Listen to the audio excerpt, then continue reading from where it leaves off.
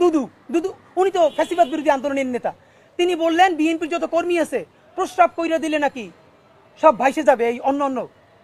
আপনাকে বিনীত অনুরোধ করি, গত 16 বছর আপনার প্রস্রাব করতে নিষেধ করছে কেডা? মানে গত 16 বছর আপনি প্রস্রাব করেন নাই কেন? আল্লাহর রাস্তায় বলেন। মানে আবারও বিএনপিকে বলে, জামাত ইসলামী বলে মুরব্বীদের মুখে টেপ মারেন, পিছনে বসাই রাখেন।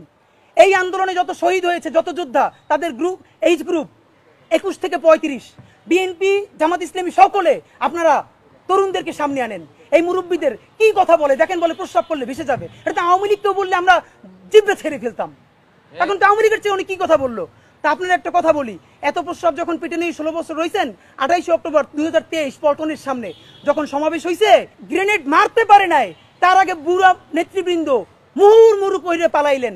আমরা বিএনপির কর্মী না, তবু 1 ঘন্টা সেখানে স্টেজের সামনে দাঁড়াইছিলাম, কোন একজন মাঝারি মানের নেতাও আসে কিনা আমরা প্রতিরোধ গড়ে তুলবো।